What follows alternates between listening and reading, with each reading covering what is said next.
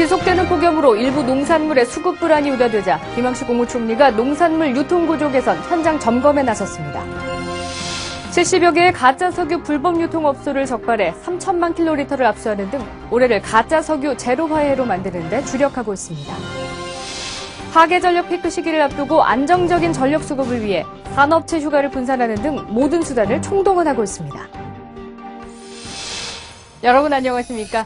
낮엔 폭염이 기승을 부리는 가마솥 더위에 밤엔 가만히 있어도 땀이 주르륵 흐르는 열대야까지 이럴 땐 시원한 제철 과일이 제격이죠. 이 과일이 제 손에 오기까지 과연 몇 단계를 거쳤을까요? 대개 4-5단계의 유통 경로를 거치게 되는데요. 그런데 문제는 매 단계마다 복잡한 이해관계가 얽혀 있다는 거죠. 무엇보다 각 단계별로 불필요한 비용을 줄여 농가와 소비자에게 이익이 돌아가도록 유통구조의 개선이 절실한 상황인데요.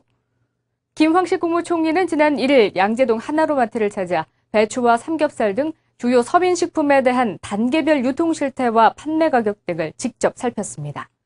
이날 김 총리는 소비자와 생산자 대표, 유통관계자 등과 간담회도 가졌는데요.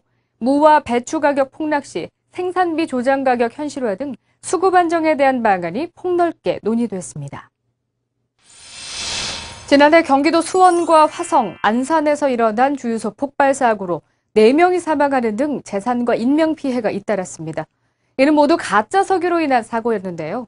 이제 가짜 석유는 탈세 차원을 넘어 국민의 안전을 위협하고 있습니다. 때문에 정부는 가짜 석유 근절 의지를 불태우고 있는데요. 최근엔 대대적인 특별 단속으로 70여 개의 불법 유통업소를 적발해 3천만 킬로리터의 가짜 석유를 압수했고요.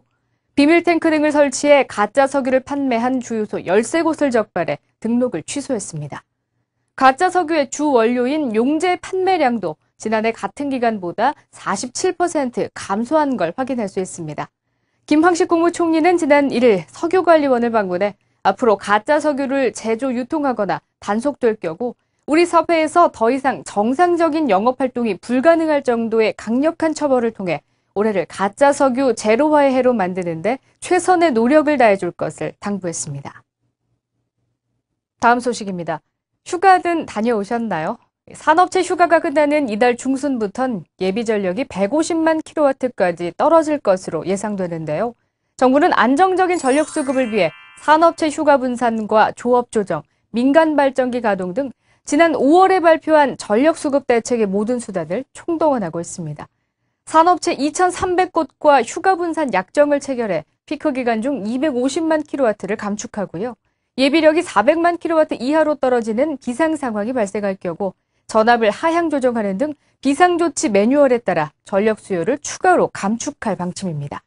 특히 냉방기를 켠 채 문을 열고 영업을 하거나 냉방 온도 제한을 어길 경우 과태료를 부과합니다.